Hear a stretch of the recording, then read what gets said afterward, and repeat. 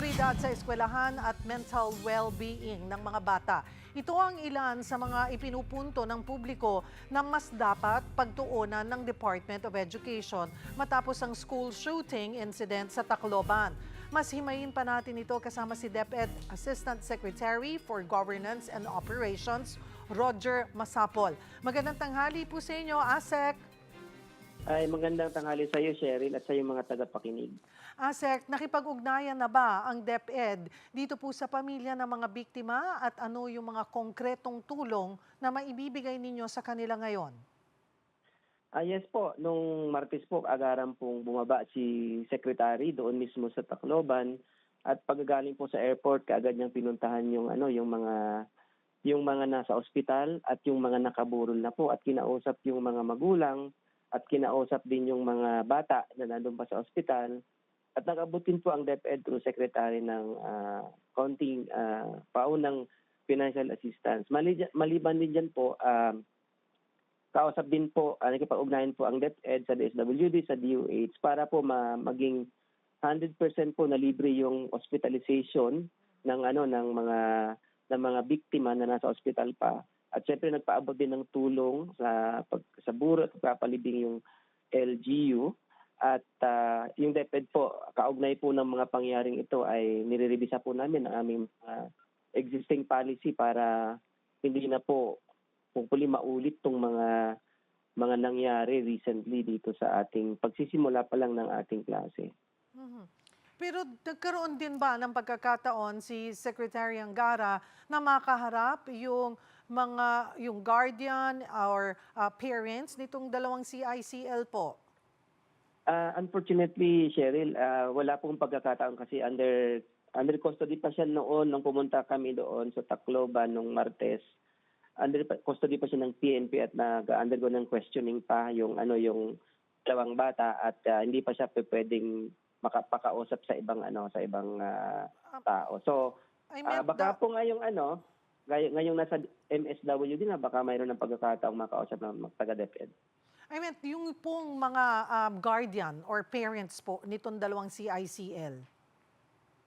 Hindi rin po sila accessible. Unang-una, ayaw po nilang magsalita. So ibig sabihin, hindi rin po namin talaga expected po yan na hindi po magsasalita yung mga magulang at siyempre kailangan din na ng more time to process yung nangyari sa kanilang anak. Ngayon po, nagkaroon na ba ng assessment sa mga guro at estudyanteng naroon nung mangyari itong pamamaril at anong intervention ho ang ibibigay sa kanila? Yes po, magandang tanong po yan. Kasi nung pumunta si Sec Sani, agarang siniguro niya na magkakaroon ng psychosocial intervention na nangyari na nga po kahapon. So nung pumunta po kami, kasama po namin ni Sec Angara yung mga counselors natin, galing dito sa Central Office, at mayroon din po mga volunteers like yung UP Tacloban, na mga psychology students at mga licensed guidance counselor doon sa lugar. Kasama po ang DOH at DSWD po, nag-conduct po sila ng psychosocial first aid po sa mga teacher at doon po sa mga estudyanteng available doon sa school. Kasi nga po, nag-declare po ng wala munang pasok doon sa school na school na pinangyarihan kasi nga po mayroon pong mga balibalita na hindi lang po yun ang site noong violence, kaya para ma-preempt po yun at hindi na po maganap yung sa iba. Yung 3 school na malapit doon sa lugar ay sinuspended until Friday. So ngayon po, walang pasok doon hanggang Friday. Anong mga pagbabago o paghihigpit naman sa polisiya ang ipatutupad po ngayon ng DepEd para masigurong wala nang anumang armas na makakapasok sa mga eskwelahan? Magandang tanong po yan kasi kahapon po nagpatawag po ng urgent executive committee meeting si Secretary.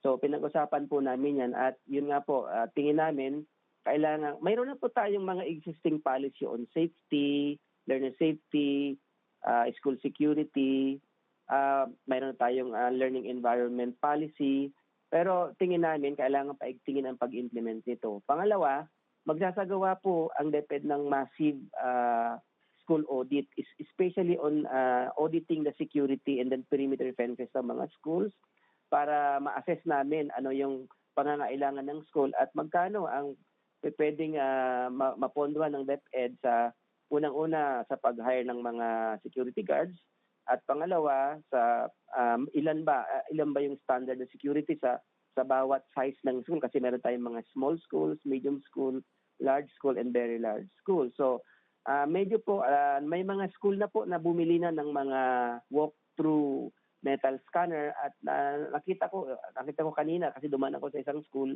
na gumagana po yung mga metal scanner na walk-through. Pero nag-start na rin po yung ibang school na i-try nila time on motion kung uubra ba na isa-isang i-inspect yung bags ng mga bata. So, medyo kumain po talaga ng oras kasi first time nilang gawin, umaabot ng average of 15 to 20 seconds po per student para ma-complete yung pag-inspect ng bag. Pero sa ang directive po ni Secretary, kailangan malaman muna natin yung needs or yung situation at ano yung needs ng mga schools natin in terms of providing security personnel at yung mga gadgets po nila, halimbawa yung metal detector na handheld o kaya yung metal detector na walk-through. So, magkaiba po ang need ng malaki at maliit na school. So, yan po ay amin na pong determine kung ano po yung extent ng need ng mga school namin. Pero ASEC, bago po nangyari insidenteng ito, ano nga bang naipoprovide ng DepEd pagdating po sa security?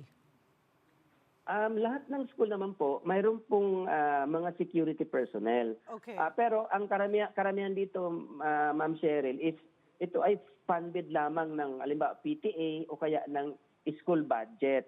At karamihan po, especially ito sa NCR, ay binibigay ng LGU. Ngayon po, ang gusto naming mangyari, ma-standardize po ito based sa size ng school. Kumbaga lahat ng public schools natin magkakaroon, paglalaanan ng budget ng DepEd para sa security alone. Tama po yan. And coordination with LGU po using the Special Education Fund. Tapos bibigyan na rin po ng mga, kasi hindi naman pwedeng stick lang ang pang-check nila.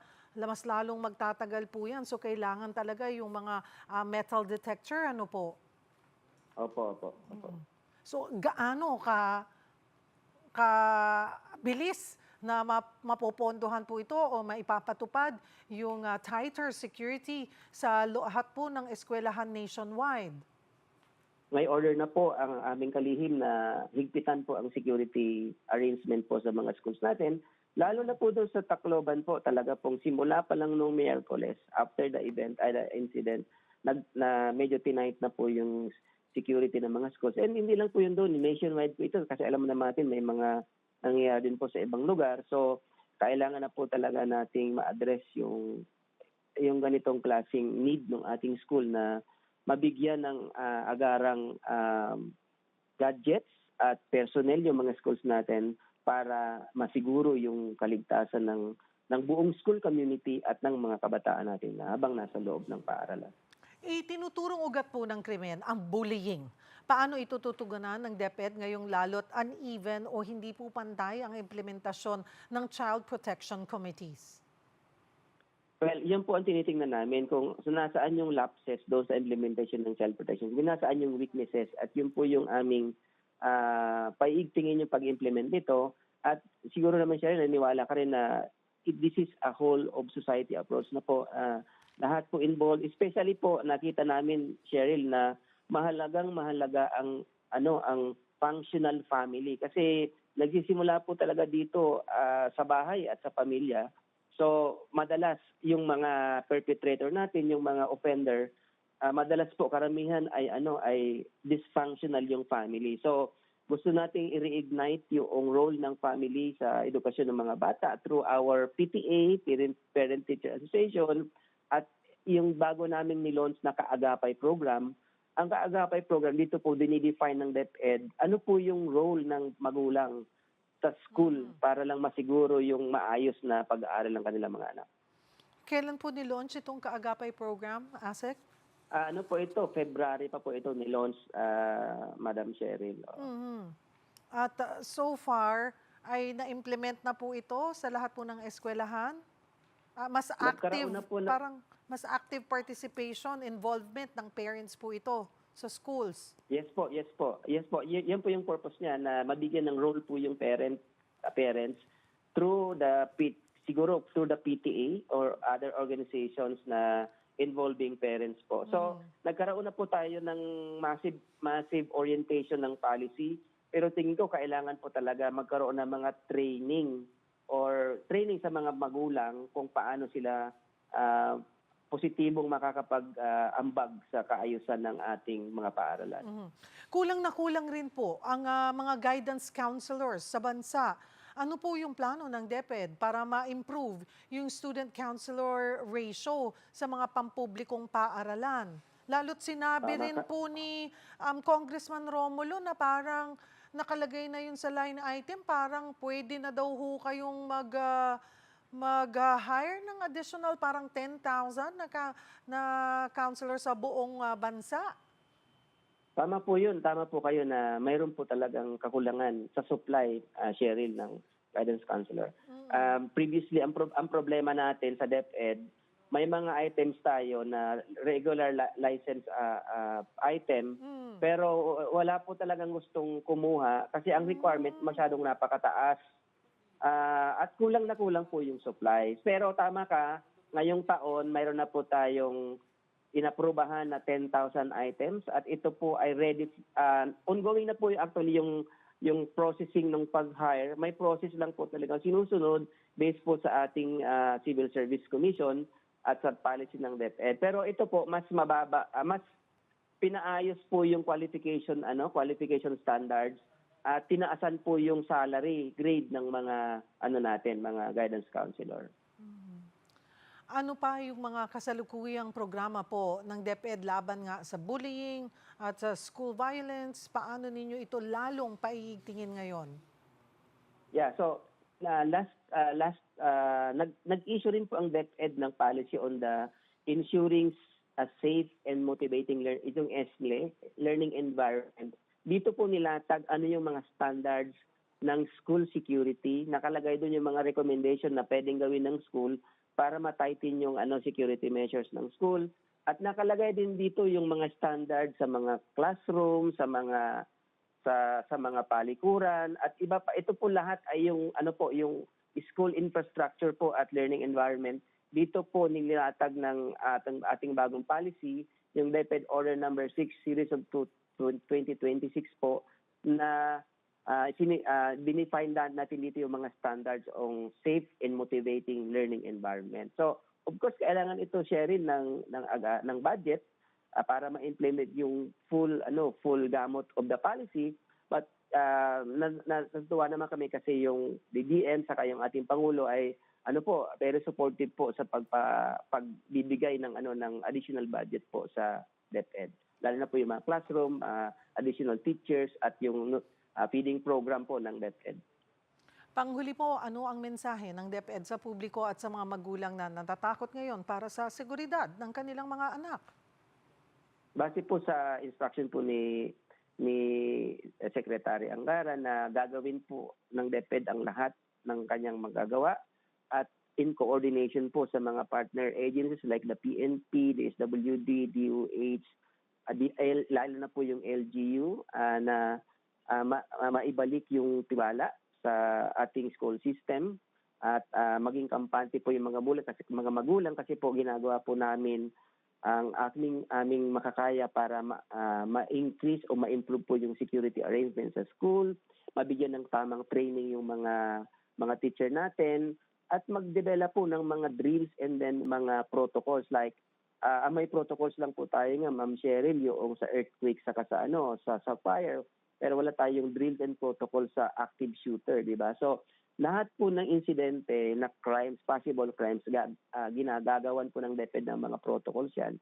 Kasi alam ng teacher saka ng estudyante ang gagawin kapag nangyari yung insidente, hopefully hindi mangyari. Like, yung kitang-kita po doon sa nangyari sa Tacloban, hindi gaanong alam ng teacher yung kanyang instructions sa mga estudyante. Magdadapa ba sila o punta doon sa gilid o tatakbo sa pintuan or somewhere inside the classroom? So, yan po ay gagawan po natin ng mga specific protocols at mga drills para kung sakali man hopefully hindi mangyari, ay alam po ng lahat na nasa school ang kanilang gagawin. Marami pong salamat sa inyong oras, DepEd ASEC Roger Masapol. Samantala, hirap daw ang DILG sa case building sa nangyaring pamamaril sa paaralan sa Tacloban dahil sa mga butas sa mga umiiral na batas. Magbabalita si Mobile Journal, Jazz Paredes. Jazz, ano-ano yung tinutukoy na butas sa batas na nagiging hadlang sa investigasyon at kaso? Yes, Cheryl, no, sa katatapos nga lamang na press conference with DILG Secretary John Vic Remulla, ay kanya nga sinabi nga na tila bitin daw ang batas dahil ayon sa kanya ay nirekomenda niya nga i-rewrite o isulat muli itong IRR o yung Implementing Rules and Regulations nga ng gun ownership and responsible gun ownership dahil lang nakasaad daw dito ay walang nakalagay na liability ang isang gun owner kung sakaling magamit sa isang grave na krimen itong kanyang baril. Kaya naman na kung titingnan natin, Sherry, no, yung isa sa baril na ginamit, yung Glock 9mm na pistol, ay nagkaroon ng liability ito nga may-ari dahil ito daw ay isang police, dahil ito ay police property. Pero on the other hand, ang iba daw na gun owners na posibleng ang magamit for grave crimes, ang kanyang baril ay wala raw nakasaad sa batas na maaari itong managot. Bukod pa dyan, napag-usapan din na kung meron bang responsibility o liability itong mga magulang ng ating CICLs ay hindi raw niya masabi ngayon dahil hindi rin daw nakasaad sa batas na magkakaroon ng responsibilidad ang magulang ng mga CICL sa oras na ito nga ay under 15 sila at sila ay nakagawa ng krimen kagaya ng sa CICLs. Sa ngayon ay kanya nga nirerekomenda na sa Kongreso ay magtulungan at makikipagtulungan daw ang DILG at si Secretary DILG Secretary John Vic Remulla upang i-rewrite itong mga batas na ito. Dahil sa ngayon, dahil nga bitin ang batas, ay hindi nila masabi nga makakasuhan itong may-ari ng baril, ang magulang ng mga CICLs at iba pang mga posibleng dapat na makasuhan. At gaya nga rin ang sinabi niya kanina, itong 14-year-old daw na CACL ay ito raw may pinakamaraming naiputok na bala mula sa kanyang baril. Ngunit hindi nga ito makakasuhan dahil nga dito sa Juvenile Justice Law na 15 pababa ay exempted sa batas na ito. Sheryl. Ano yung mga hakbang na ginagawa ng DILG at iba pang ahensya para mapalakas ang kaso laban sa mga CICL at mga magulang nila? Cheryl, ayon nga rin na kay Remulyo kanina, ang infirmity daw ng batas, walang liability ang mga magulang, ngunit ginagawa raw nila ang lahat. Sa ngayon ay inirecommend na raw nila yan sa prosecution at ayon rin kay PNP Chief Melencio Nartates ay naipasa na nila ang records of investigation at nasa piskalya na raw ito at sila ang mag-uusig kung ano ang magiging resolution. Ngunit sa ngayon ay kagaya nga ng ating nasabi kanina ay makikipagtulungan daw si DILG Secretary John Vic Remulla upang maisaayos nga itong current IRR upang magkaroon ng mas maayos at mas matibay na gun ownership at liability nito nga may-ari ng baril at posible na rin nga ito nga sa liability ng mga magulang. Ngunit sa ngayon, Cheryl, hindi pa natin masabi kung meron bang kaso dito sa mga magulang ng CACLs. Ngunit inirekomenda na raw yan sa prosecution. Cheryl. May impormasyon din ba ang DILG sa posibleng gang na konektado daw dito sa dalawang CICL?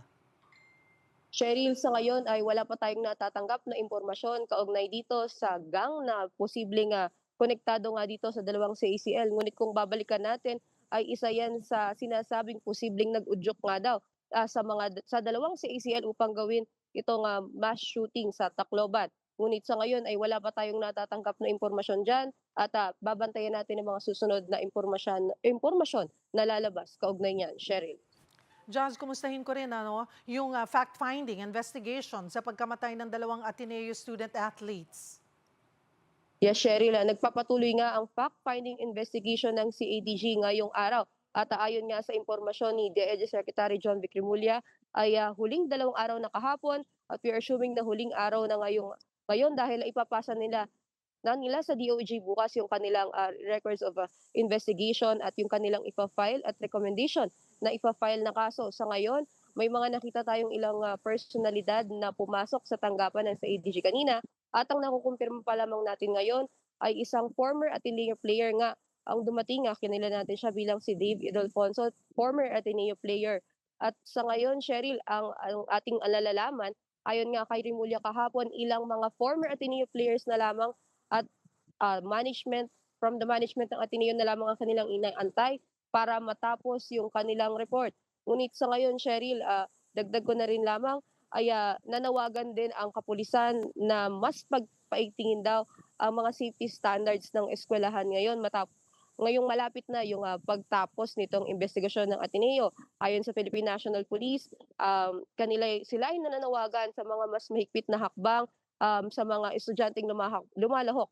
So, hindi lamang sa mga team building, pati na rin sa mga school camp, training program, at iba pang extracurricular activities dahil ito nga kaugnay nga ng nangyaring insidente ng pagkalunod nila Rene Baterbonia at Divine Adili nawa daw ay maging sana nga daw ay ito ay maging marinig yung kanilang panawagan na maging mapaigting na mga paaralan yung kanilang mga isinasagawang aktibidad upang hindi na magaya o mangyari ang mga kagayang insidente. Cheryl. Maraming salamat po, Baljerno Jazz Paredes.